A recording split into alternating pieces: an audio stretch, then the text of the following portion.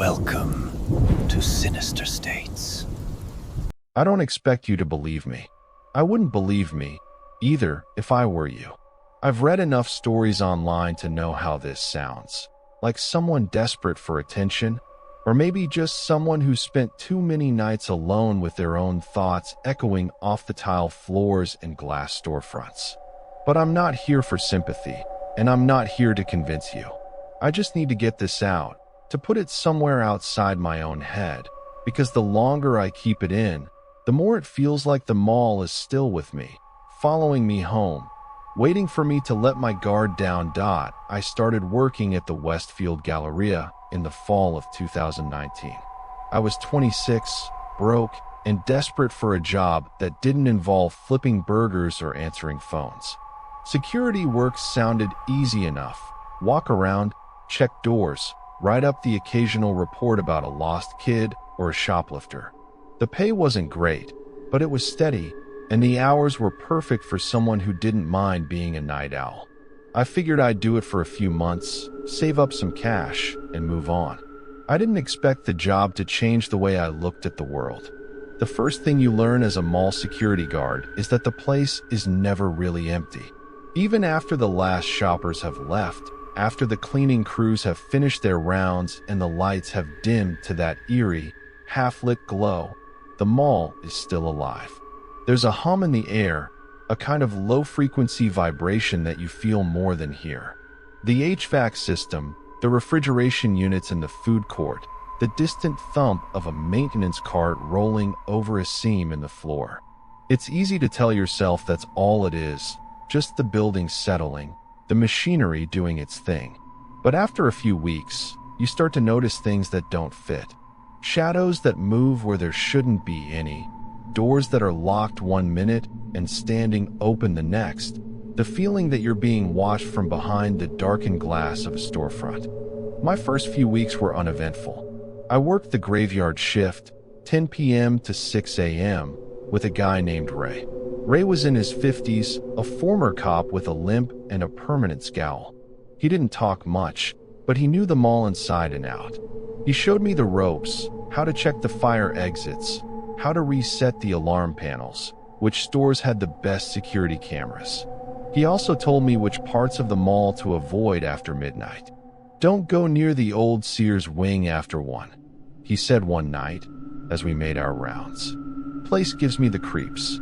Too many blind corners, too many places for someone to hide. I laughed it off at first. The Sears had closed down years ago, and the wing was mostly empty, just a few pop-up shops and a seasonal Halloween store that was already packing up for the year. But Ray was serious. He wouldn't even walk past the entrance after a certain hour. I figured he was just superstitious, or maybe he'd had a bad run-in with a vagrant or two. I didn't press him on it. The first time I saw something I couldn't explain, it was just after 2 in the morning. I was doing my solo rounds. Ray was in the office, nursing a cup of coffee and watching the monitors. I was walking past the old Sears in trance when I heard it, a soft, rhythmic tapping, like someone drumming their fingers on glass. I stopped, listened. The sound was coming from inside the store, behind the metal security gate that had been pulled down and locked for the night. I shined my flashlight through the gate, but all I could see was darkness and the faint outline of abandoned display racks. The tapping continued, steady and deliberate. I called out, "Mall security, is anyone in there?" The tapping stopped. For a moment, there was only silence. Then, from somewhere deeper in the store, I heard a low, guttural laugh, a sound that didn't belong in an empty building. I radioed Ray, told him what I'd heard. He grunted, told me to ignore it. "Probably just the pipes," he said. "Or a raccoon. Don't worry about it." But I did worry. I couldn't shake the feeling that something was watching me from the darkness, something that didn't want to be seen. I finished my rounds as quickly as I could and spent the rest of the night in the office, staring at the monitors and jumping at every flicker of static. Over the next few weeks, the incidents became more frequent. Doors that I'd locked would be standing open when I came back around. The lights in the service corridors would flicker and buzz, casting strange, shifting shadows on the walls. Sometimes, I'd catch a glimpse of movement out of the corner of my eye, a figure darting behind a pillar, a face pressed against the glass of a darkened store. Every time I turned to look, there was nothing there. Ray didn't seem bothered by any of it. If anything, he seemed resigned, like he'd seen it all before and had learned to live with it. "This place has a memory," he told me one night, as we sat in the office, watching the monitors. "Things happen here, and the building remembers. You just have to keep your head down and do your job." I tried to take his advice, but it wasn't easy. The mall started to feel less like a building and more like a living thing, something that was aware of me, that was testing me. I started having nightmares, dreams of endless corridors, of doors that led nowhere, of something chasing me through the empty halls. I'd wake up in a cold sweat, my heart pounding, convinced that I'd brought something home with me. One night, about a month into the job, Ray called in sick. I was on my own for the first time. The shift started out normal enough. Check the doors, walk the perimeter, make sure the cleaning crew had finished up. But as the night wore on, the mall felt different. The air was heavier, the shadows deeper. I found myself avoiding the Sears wing, just like Ray had warned me. Around 3 in the morning, I was making my way past the food court when I heard it, a faint, metallic scraping, like something being dragged across the floor. I followed the sound, my flashlight cutting a narrow beam through the darkness. The noise led me to the entrance of the old arcade, a place that had been shuttered for years. The security gate was down, but I could see something moving inside, something tall and thin, with limbs that seemed too long for its body. That I froze, my breath catching in my throat. The thing moved with a jerky, unnatural gait, its head swiveling from side to side as if searching for something. I wanted to run, but my legs wouldn't move. I watched as it reached out with one spindly arm and traced a pattern in the dust on the floor, a spiral, over and over, faster and faster.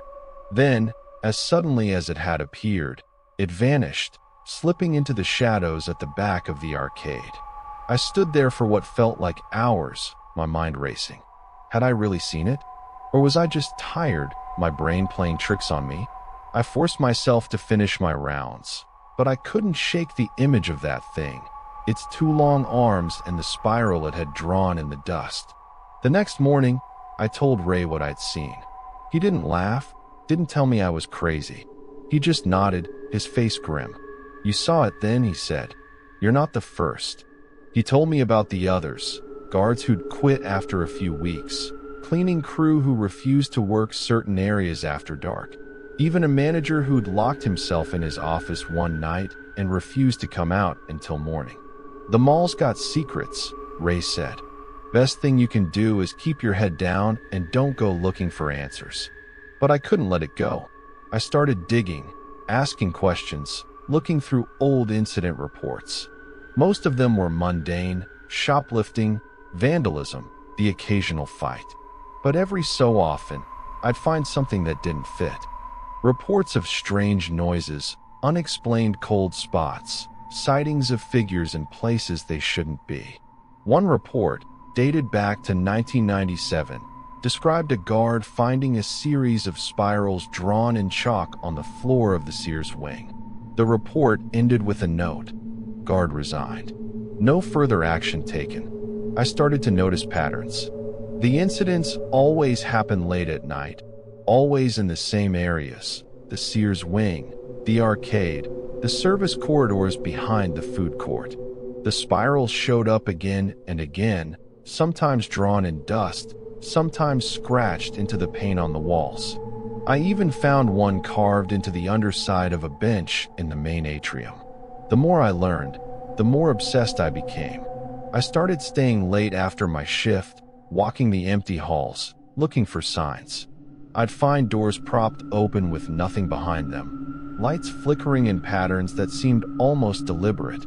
Sometimes, I'd hear voices, whispers that seemed to come from the walls themselves, speaking in a language I couldn't understand. One night, I found a door I'd never seen before. It was tucked away at the end of a service corridor behind a stack of old chairs and broken mannequins. The door was painted black with a spiral carved into the wood. I tried the handle. It was locked, but the lock was old and rusted. I could have forced it, but something told me not to. Instead, I took a picture with my phone and left. The next day, the door was gone. The chairs and mannequins were still there, but the wall was smooth, no sign that a door had ever been there. I checked the photo on my phone, but it was just a blur, as if my hand had shaken when I took it. I started to wonder if I was losing my mind. That I tried to talk to Ray about it, but he just shook his head. "Some things are better left alone," he said. "The mall's been here a long time. Longer than you think. It remembers." I started to dread going to work. Every night felt like a test, like the mall was waiting for me to make a mistake. I started seeing the spiral everywhere, in the patterns of the floor tiles, in the way the dust settled on the counters, even in the way the lights flickered overhead. I started to feel like I was being watched, not just by the cameras, but by something older, something that lived in the walls. One night, I was making my rounds when I heard a voice, soft, almost a whisper, coming from the darkness behind me.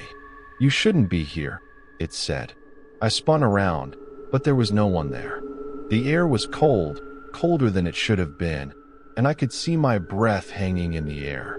I backed away, my heart pounding, and nearly tripped over a bench. When I looked down, I saw a spiral carved into the wood, fresh and deep. I ran back to the office, locked the door, and sat there until morning, staring at the monitors and jumping at every sound. When Ray came in, he found me pale and shaking. He didn't say anything, just handed me a cup of coffee and sat down beside me. That was the night I decided to quit.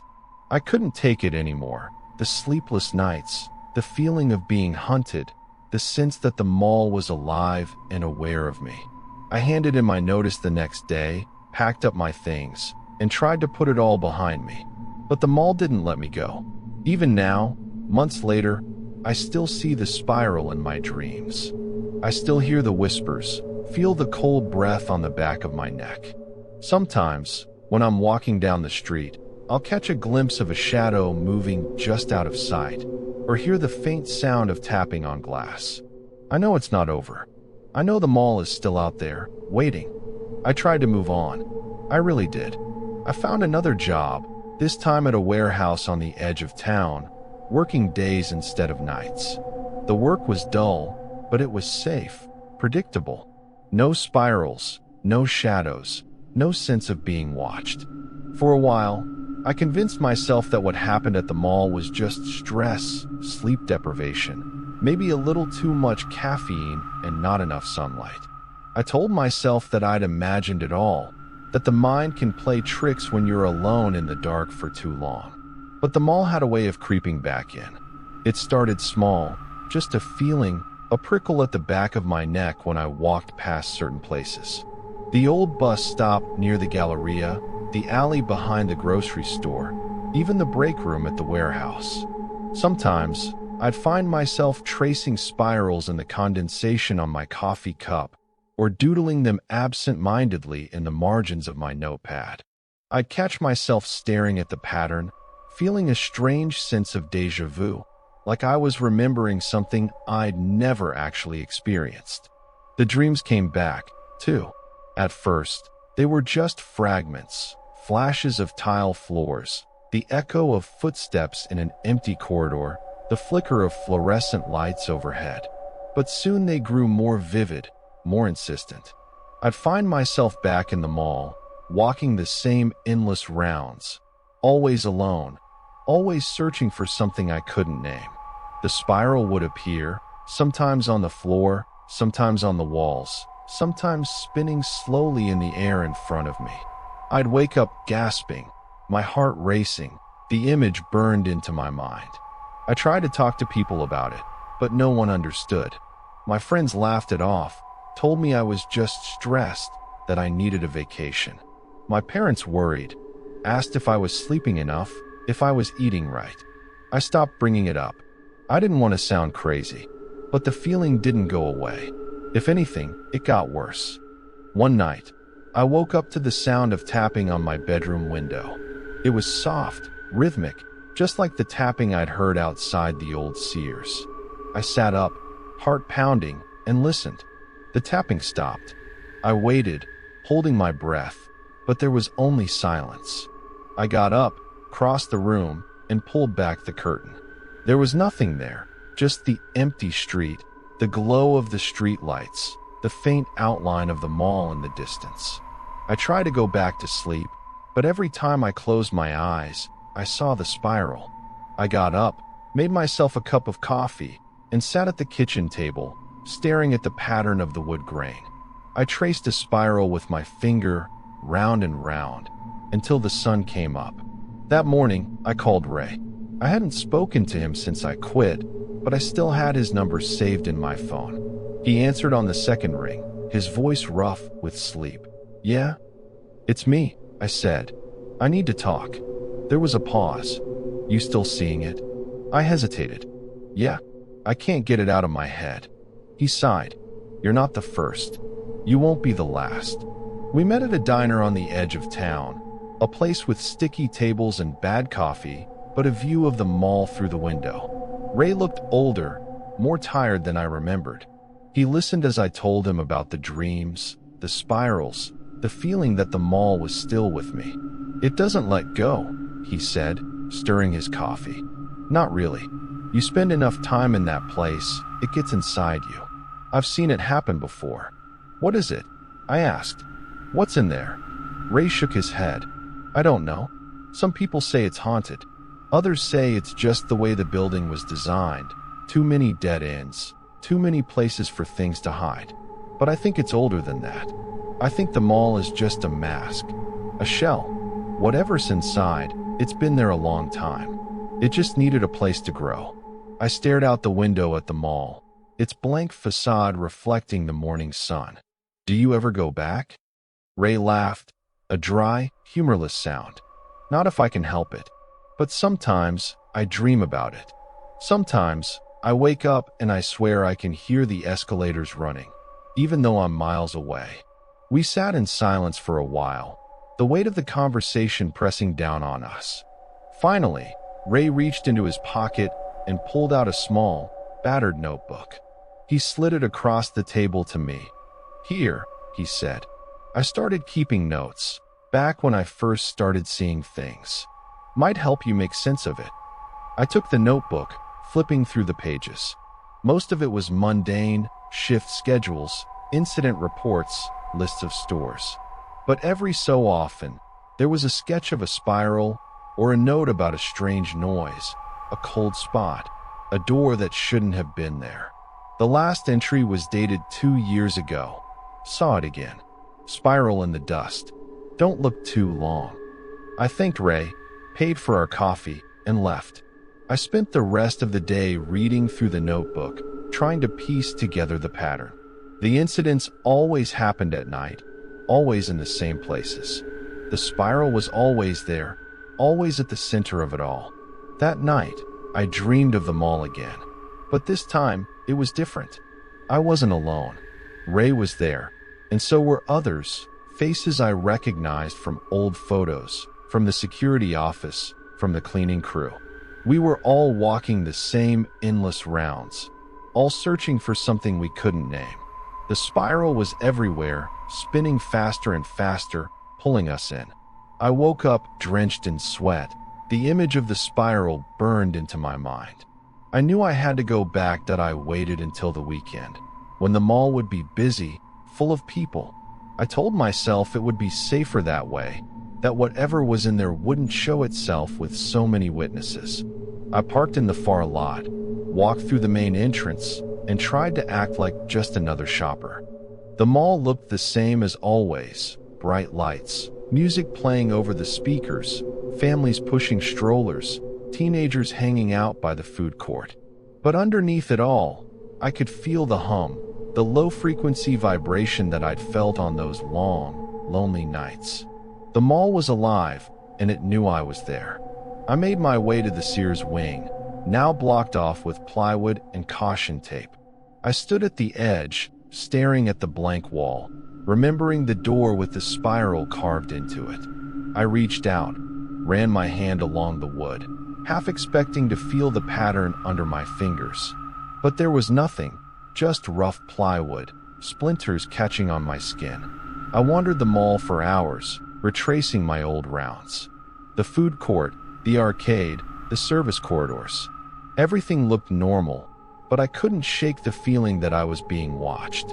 I caught glimpses of movement in the reflections of the storefront windows, shadows that didn't belong to anyone I could see. I heard whispers, just at the edge of hearing, words I couldn't quite make out. As the sun started to set, the crowds thinned out. The stores began to close, the lights dimmed, and the mall took on that familiar, half-lit glow. I found myself drawn to the service corridors behind the food court, the place where I'd first seen the spiral. The door was still there, painted the same dull gray as the rest of the corridor. I tried the handle. It was locked, just like before. I stood there for a long time, listening to the hum of the building, the distant sound of footsteps echoing down the hall. I felt a cold breeze on the back of my neck, and for a moment, I thought I heard the tapping again, soft and rhythmic, coming from the other side of the door. I turned and walked away, my heart pounding. I knew I couldn't go back, not really. The mall had let me go once, but I didn't think it would be so forgiving a second time. I left the mall as the last of the shoppers were heading out, the security gates rolling down behind me. I got in my car, drove home, and tried to forget what I'd seen. But the spiral was still there, spinning in the back of my mind, pulling me in. Over the next few weeks, the dreams got worse. I'd wake up in the middle of the night, convinced that I was still in the mall, that I'd never really left. I'd hear the tapping on the window, the whispers in the walls, the soft, rhythmic breathing that I'd heard in the darkness behind the old Sears. I started to see the spiral everywhere, in the cracks in the sidewalk, in the pattern of the clouds, in the way the leaves fell from the trees. I tried to ignore it, to focus on my new job, my new life. But the mall wouldn't let me go. It was always there, just out of sight, waiting for me to slip up, to let my guard down. One night, I woke up to find the spiral drawn on my bedroom wall, traced in dust. I stared at it for a long time, trying to convince myself that I'd done it in my sleep, that it was just a trick of the light. But deep down, I knew the truth. The mall had followed me home. I called Ray again, desperate for answers. He didn't pick up. I left a message, but he never called back. I tried to find him, but his number was disconnected, his apartment empty. It was like he'd vanished, erased from the world. I started to feel like I was losing my mind. I'd see people in the street who looked familiar, but when I tried to talk to them, they'd turn away, their faces blank and empty. I'd hear my name whispered in the wind, see the spiral spinning in the corner of my eye. I stopped sleeping, stopped eating, stopped leaving the house. One night, I woke up to find the spiral drawn on my ceiling, glowing faintly in the darkness. I stared at it, unable to look away, as it spun faster and faster, pulling me in. I felt myself slipping, falling into the spiral, into the darkness at the center of the mall. I don't know how long I was gone. When I woke up, it was morning and the spiral was gone.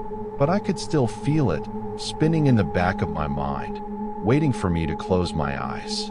I tried to go back to my old life, but nothing felt real anymore.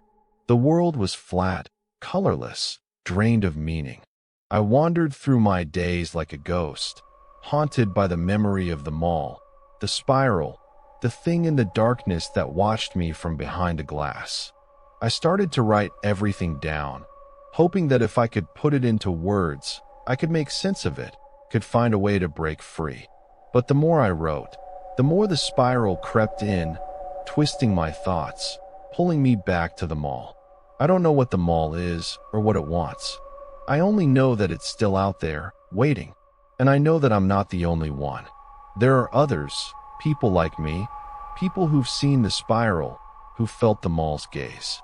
We're all connected, all caught in the same web, all spinning toward the center. If you're reading this, if you've ever felt the mall watching you, if you've ever seen the spiral, be careful. Don't look too long. Don't listen to the whispers.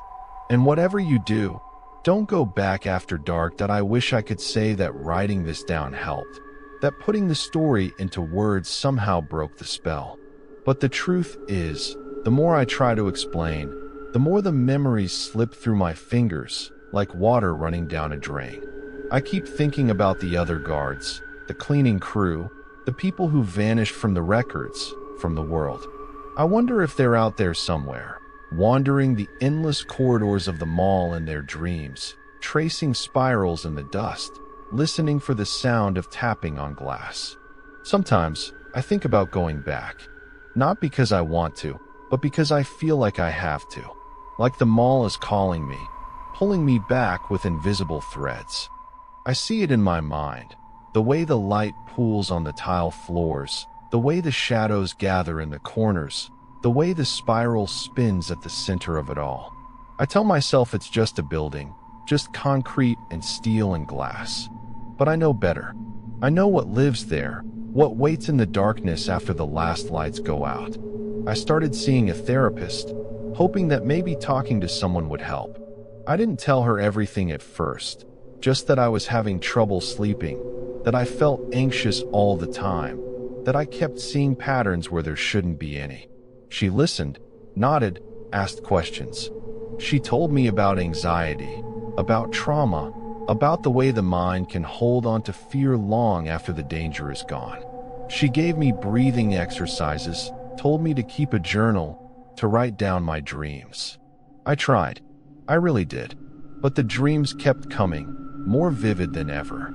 I'd find myself back in the mall, walking the same rounds, always alone, always searching.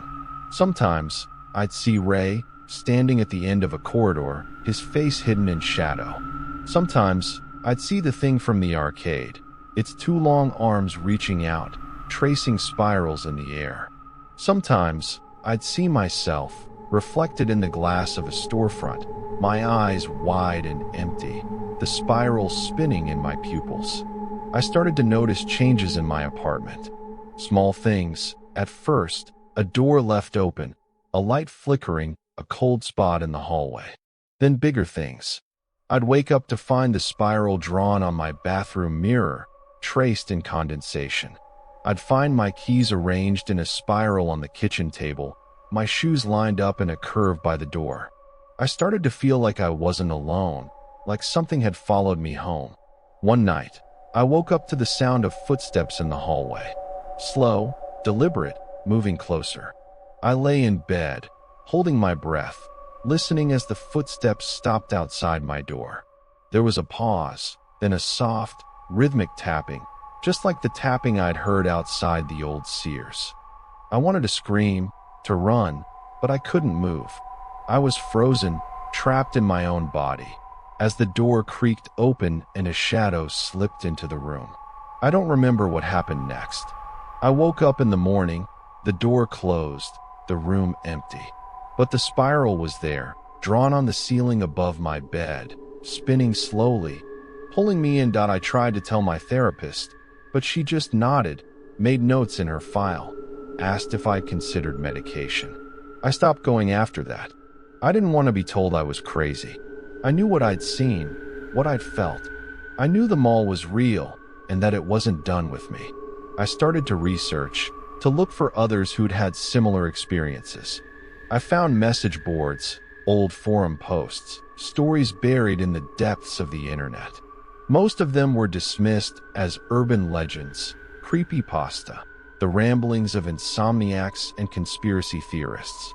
But every so often, I'd find a detail that matched my own experience, a spiral drawn in dust, a door that shouldn't have been there, a feeling of being watched by something that lived in the walls. I reached out to a few of them, sent messages, asked questions. Most didn't respond. The ones who did were vague, evasive, as if they were afraid to say too much. One person, who called themselves Night Watch, sent me a single message. It never lets go. The spiral is the key. Don't look too long. I started to wonder if I was losing my mind. I stopped leaving the house, stopped answering the phone, stopped seeing friends. I spent my days staring at the walls, tracing spirals in the dust, listening for the sound of footsteps in the hallway. I felt like I was slipping, like the world was spinning out of control, like I was being pulled back to the center of the mall. One night, I woke up to find myself standing in the middle of my living room, the spiral drawn on the floor around me in salt. I didn't remember getting up, didn't remember pouring the salt, didn't remember anything at all. I stood there for a long time, staring at the pattern, feeling the pull of the spiral, the way it seemed to spin faster the longer I looked at it. I started to see the spiral everywhere, in the way the water swirled down the drain, in the pattern of the clouds, in the way the leaves fell from the trees. I felt like I was being watched, not just by the mall, but by something older, something that lived in the spaces between things. I started to hear voices, whispers in the dark, calling me back. I tried to fight it, tried to hold on to my sense of self, but it was like trying to hold back the tide. The spiral was always there, spinning in the back of my mind, pulling me in. I started to wonder if maybe that was the point, if maybe the mall wasn't a place at all, but a state of mind, a pattern that repeated itself over and over, drawing people in and never letting them go. I started to write letters, to leave messages for myself, reminders of who I was, of what was real. I taped them to the walls, to the mirrors, to the doors. You are not in the mall, I wrote. You are safe. You are home. But the words started to lose their meaning, started to blur and twist, until all I could see was the spiral, spinning faster and faster, pulling me in. I don't know how much time passed. Days, weeks, maybe months. I lost track. The world outside faded away, until all that was left was the spiral, the sound of footsteps in the hallway, the tapping on the glass. I started to feel like I was part of the mall, like I'd been absorbed into its endless corridors, its shifting shadows, its spinning center. One night, I woke up to find myself standing in front of the mirror, the spiral drawn on my forehead in ash. I stared at my reflection, at the empty eyes, the spiral spinning in my pupils. I felt a sense of peace, of acceptance, as if I'd finally found my place in the pattern. I knew then that I couldn't fight it anymore, that I was part of the mall, part of the spiral, part of whatever lived in the darkness after the last lights went out. I wish I could tell you that there's a way out, that you can break free if you're strong enough, if you hold on to yourself. But the truth is, once the mall has you, it never lets go. The spiral keeps spinning, drawing you in, until you're just another shadow in the endless corridors, another whisper in the dark if you're reading this. If you've ever felt the mall watching you, if you've ever seen the spiral, be careful. Don't look too long. Don't listen to the whispers. And whatever you do, don't go back after dark. But if you do, if you find yourself walking those empty halls, if you hear the tapping on the glass, if you see the spiral spinning in the dust, remember this: you're not alone.